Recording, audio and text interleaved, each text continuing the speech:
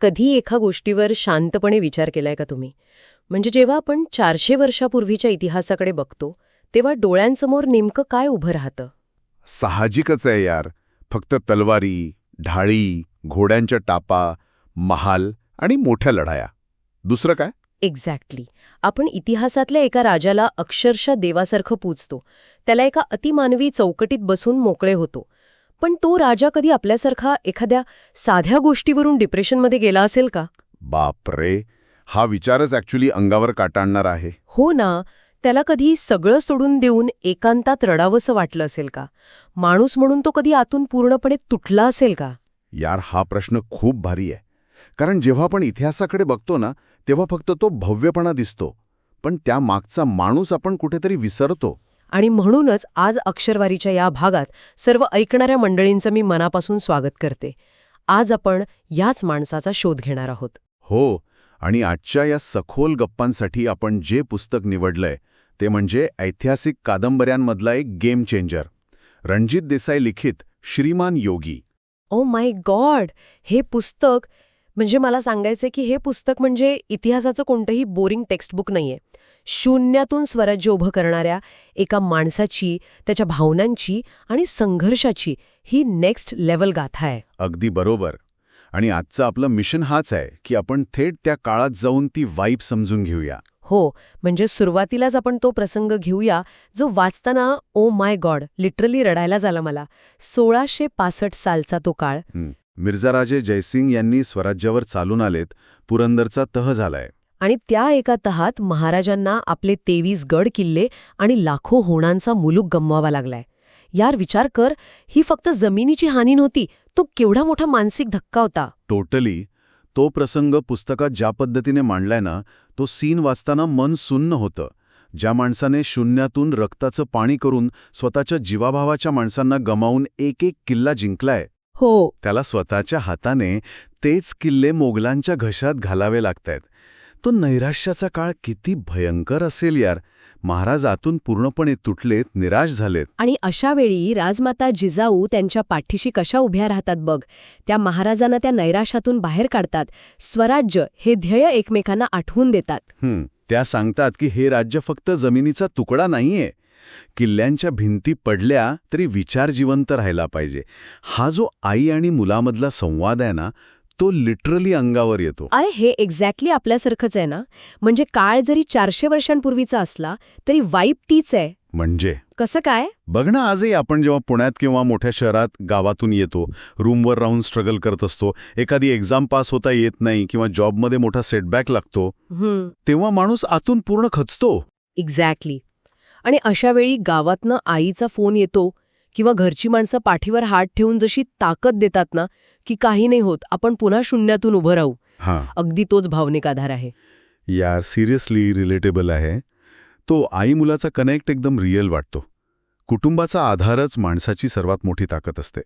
आणि यातूनच आपल्याला महाराजांच्या माइंडसेटबद्दल खूप काही शिकायला मिळतं. हो ना.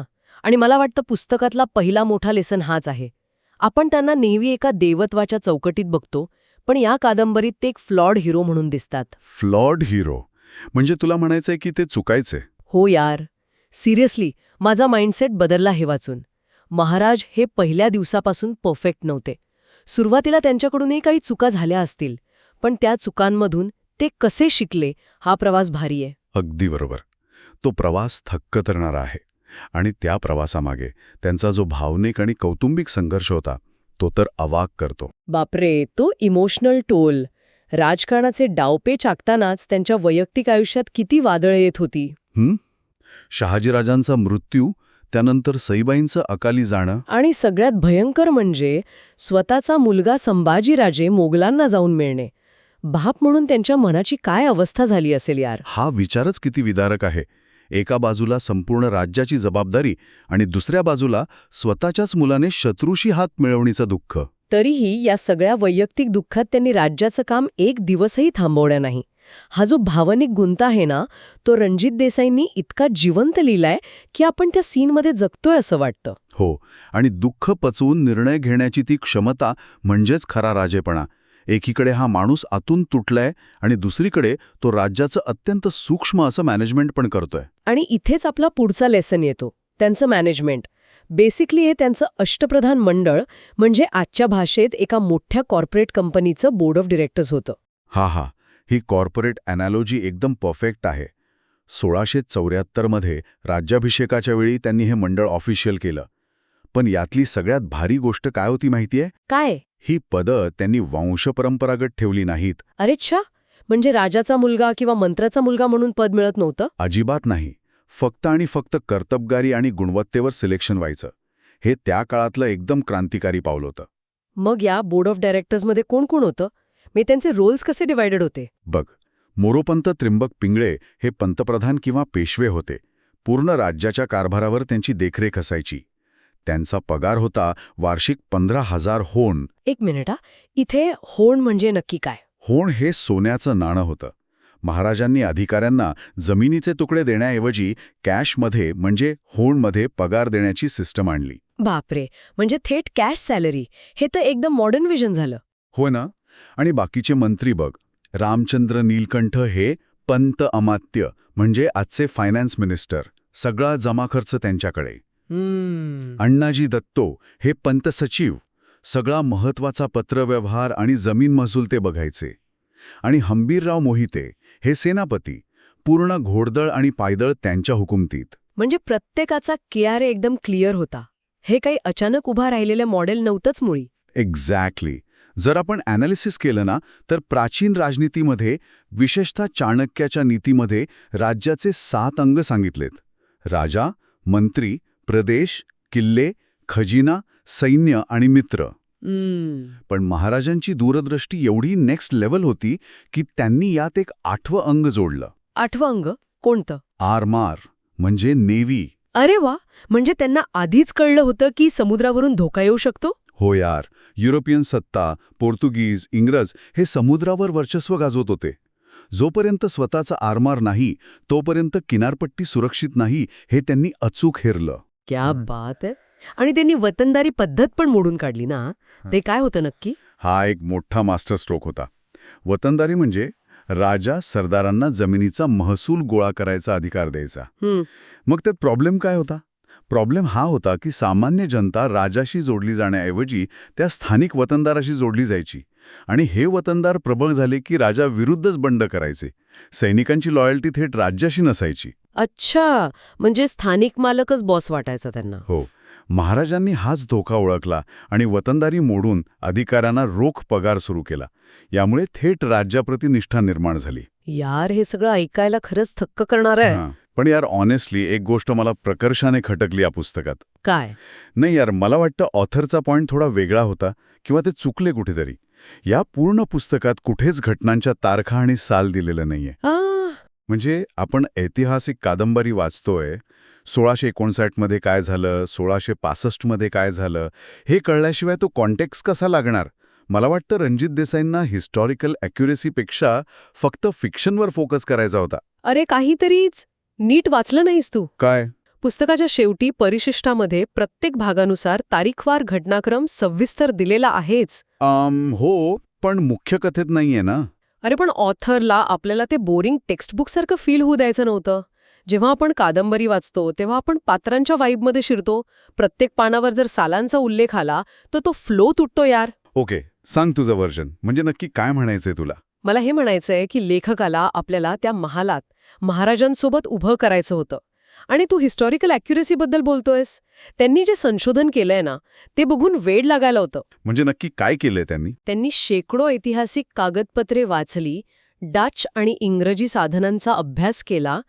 नुसतं लायब्ररीत बसून नाही, तर ते स्वतः शिवनेरी, राजगड, रायगड इथे पायी फिरले. बापरे, पायी फिरले? हो.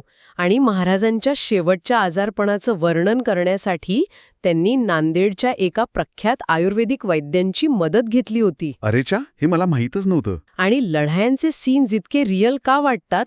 कारण शस्त्रांचे प्रात्यक्षिक बघण्यासाठी ते स्वतः कोल्हापूरच्या तालमीत गेले होते.